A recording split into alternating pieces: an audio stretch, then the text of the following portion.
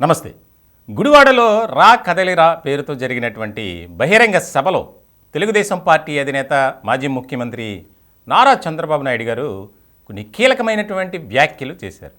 ముఖ్యంగా ఆ నియోజకవర్గ ఎమ్మెల్యేగా ఉన్నటువంటి కొడాలి నానిపై ప్రతిసారి నోరు పారేసుకుంటున్నావు, తస్మాత్ జాగ్రత్త, భవిష్యత్ కాలంలో తీవ్రమైనటువంటి పరిణామాలు ఉంటాయి, నువ్వు ఏదో విర్రవీగుతున్నావు, అహంకారంతో ముందుకు వెళ్తున్నావు, త్వరలోనే నీకు బుద్ధి చెప్పే సమయం ఆసన్నమైంది అని ఒక వార్నింగ్ ఇచ్చారు. ఆయన ఇటీవల కాలంలో మనం ఏ రకంగా మాట్లాడుతున్నారో తెలుసు. ప్రధానంగా మాజీ ముఖ్యమంత్రి నారా చంద్రబాబు నాయుడు అలాగే లోకేష్ టార్గెట్గా చేసుకుని తెలుగుదేశం పార్టీలో ఉన్నటువంటి కొంతమంది కీలకమైనటువంటి నేతలను ఉద్దేశించి కొడాలి నాని చేస్తున్నటువంటి వ్యాఖ్యలపై తీవ్ర అభ్యంతరాన్ని వ్యక్తం చేస్తున్నారు టీడీపీ నేతలు.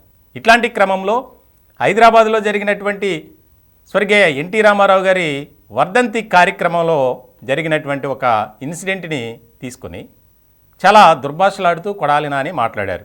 దాని మీద కూడా ఆయన ఆగ్రహాన్ని వ్యక్తం చేశారు. ముఖ్యంగా ప్రజలే నీకు బుద్ధి చెప్పే సమయం దగ్గర పడింది, కాబట్టి నువ్వు జాగ్రత్తగా ఉండు, నోటిని అదుపులో పెట్టుకో, లేదంటే మాత్రం చాలా సీరియస్గా ఉంటుంది వ్యవహారం అని.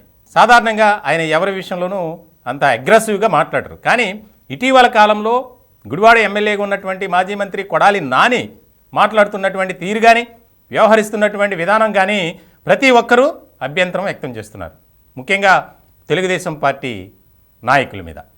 ఇట్లాంటి క్రమంలో తాజాగా గుడివాడలో జరిగినటువంటి రా కదలిరా బహిరంగ సభలో ఆయన ప్రజలకు ఒక పిలుపునిచ్చారు. ఖచ్చితంగా కొడాలి నానిని ఇక్కడ ఓడించాలి, నాకు మీరు ప్రామిస్ చేయండి.